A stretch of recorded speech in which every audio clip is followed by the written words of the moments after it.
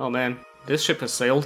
What do I call the channel now? Rank 10 Variety Hour? People who want to see Yu-Gi-Oh! Won't like seeing video games, but people who want to see video games won't like all the Yu-Gi-Oh! What about Yu-Gi-Oh! Video games? Oh no, I heard this one can kill people. Well, the show must go on. Not like that, please. I feel like this annual 3-parter format for support reports is pretty handy, so let's give it another spin. First up on the docket for part 1 are all the brand new Amazon S. Me from half a decade ago used to refer to this body type as tick for some reason, so let me course correct and say this is not tick, this is brick. And all the better for it. We start off with the level 5 Amazon S Warchief.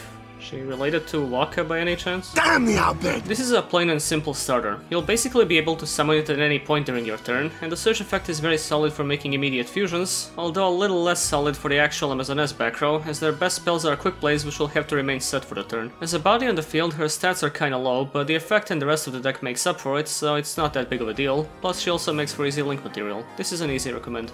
Amazon S Spiritualist has a pretty weird summon condition, but the fact that you can use it in the graveyard is a big plus, and it gives you an incentive to run Amazon S Village, or potentially reuse some of the archetype's own summon effects. The fact that so much of the new support is focusing this hard on fusion doesn't really help them beat the claims of just being worse Lunalights, but who cares? If you're gonna copy something, copy the good shit. Maybe the next wave of Lightstorm support can take a page out of Ishizu's book. The most surprising thing in this lineup were easily the two Pendulum monsters, Golden Whip Master and Silver Sword Master. These are essentially a pair of spells, as their monster effects all pertain to going into the Pendulum Zone. The attack boost is nice, especially if you have both of them out, but the back row popping and retrieval effects rarely go off in a way that matters, and honestly you won't be Pendulum summoning anything with these 19 out of 20 duels. At least it's more easy targets to bounce with Spiritualist, but that's about it. I'm sorry, but you are not Lunalight Tiger, and you are not Yellow Martin. Regardless, they're okay cards given how durable their Pendulum effects are, so they're fine enough to run. First of their two new fusions is Amazon S Pet Liger King. Given its effect cost of destroying an Amazon S and making a different one show up to tranquilize the thing for a turn, I think we can safely commend Harpies as the more responsible pet owners. I like that the cost synergizes with Amazon S Village, giving you a lot more field presence, and the attack redirection is appreciated given the extra protection coming from other fusions. The summon condition isn't too bad either, given the amount of high-level monsters present in the deck right now, so this is overall a decent package. However, it's only as decent as the rest of your board state, which should ideally be rounded up with Amazon S Augusta. Big beater, gives protection to your field, summons for deck, attacks twice. Again, not quite Leo Dancer, but they're almost getting there. Not sure what else to say about this one, cause it's a pretty cut and dry boss monster. Having her out on the field along with Empress and Liger King can make it a real pain in the ass for the opponent to beat over them, so just try fusing as hard as you possibly can. Amazon S Secret Arts is a pretty good archetypal fusion spell. Being able to activate both of the effects on the same turn would be overkill, so it's a reasonable downside. The second effect isn't quite a comeback enabler, as you still need a monster and another fusion spell, but it absolutely helps with building a strong field in case you didn't know DK. They needed one of these for a long time, so definitely run it. Finishing up, we have their two new continuous traps, Amazon S Hall and Hot Spring. These are decent search and retrieval effects, but the deck has plenty of other options for this that don't rely on waiting for a trap card to activate. The life point restoration is funny in the way that it screams really loudly that these cards originally came from the anime. At most, they can potentially help out in the grind game, but that's not a situation this deck wants to be in very often. Also, Konami, who is she and why isn't she printed yet?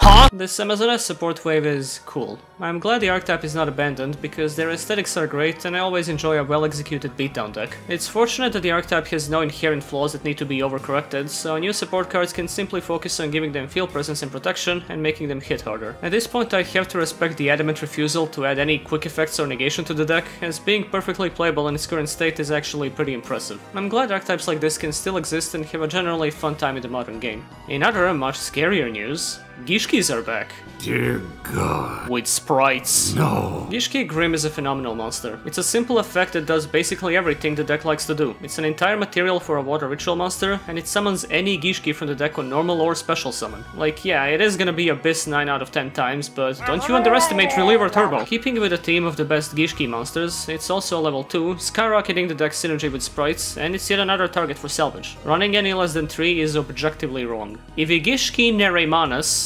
Gesundheit is their brand new level 10 ritual monster, giving the deck some great play extension on summon, along with a busted soft once per turn negation effect. Sure, the cost of returning a ritual monster to the hand is a bit high, but with the amount of summoning the new support gives you access to, it's hardly an issue. Plus you get to reuse said ritual summon effects, which might still cause horrific flashbacks to a considerable number of players. The battle protection against extra deck monsters is so pointless it actually wraps around to being kind of funny, so I still consider that a plus. This is a great boss monster that's absurdly easy to put multiple copies off onto the field, so the Gishki streak of quality continues. And it doesn't stop with their new normal spell either, Aqua Mirror Focalization. For one, it just lets you search any Gishki monster, which is already crazy good by itself, but it also lets you set an Aqua Mirror card directly from deck or graveyard at the end of the turn if you control a water ritual monster. This includes a bunch of cards, but you'll primarily be using it for their still best ritual spell, or the trap that lets you make a quick ritual for no cost. There's not much left to riff on when they made these cards this good out of fucking nowhere 12 years after their last wave of support, so let's just head over to the new ritual spell to cap it off. Gishki Ice Mirror lets you ritual summon a Gishki monster by using monsters from your hand or field whose total levels equal the monster you're trying to summon,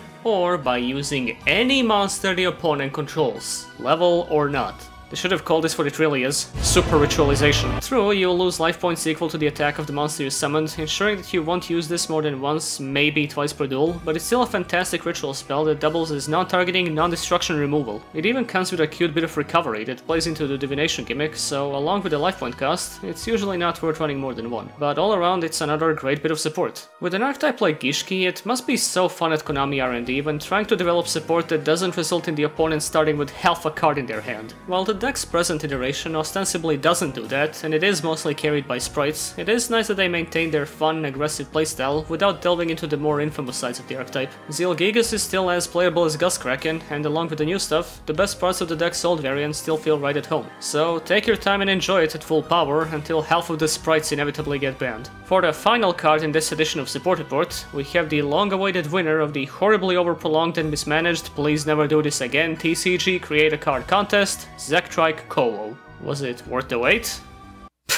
If the effect said if you control an Inzektor you win the duel, it still wouldn't have been worth the wait, but otherwise the card is good. A lot of people were initially disappointed by the cost, which seemed unnecessary and undermined the positives of the card, but the actual effect is an outstanding playstarter, and the cost itself can be beneficial given some of their floating effects. Maybe making it a quick play would have been a tad much, but it would have probably rounded up the cost a bit better. Besides that, the card does pretty much everything that was expected of it, and as per Inzektor tradition, you can make some pretty crazy negate-loaded boards with this. It helps that it also gives them an option if the normal summon falls through, which is one of the many problems the deck was facing these days, and B-Troopers are also there to add some extension and durability. Really, there's nothing particularly wrong with it, most decks would kill for a card like this, and I'm not gonna discount the potential Fives reference at play here, but it's not like the deck is meta again or anything. If the Inzektor brand of swarming and building the field with random extra deck bosses is your thing, you'll probably have a blast with this, but the archetype needs a bit more than one card to really get off the ground. Most of their plays are based around the same combos they've been doing for a decade now, which are very easy to throw a wrench into, so they're still kinda weak to interruptions. Still, this is a very strong boost for the deck, and with all the modern insect stuff, it's got more than enough staying power with its playstyle. It's just unfortunate that it was revealed right after the Weather Field spell, which was like the best support card ever made, so it kinda put things into perspective a bit. See you in part 2.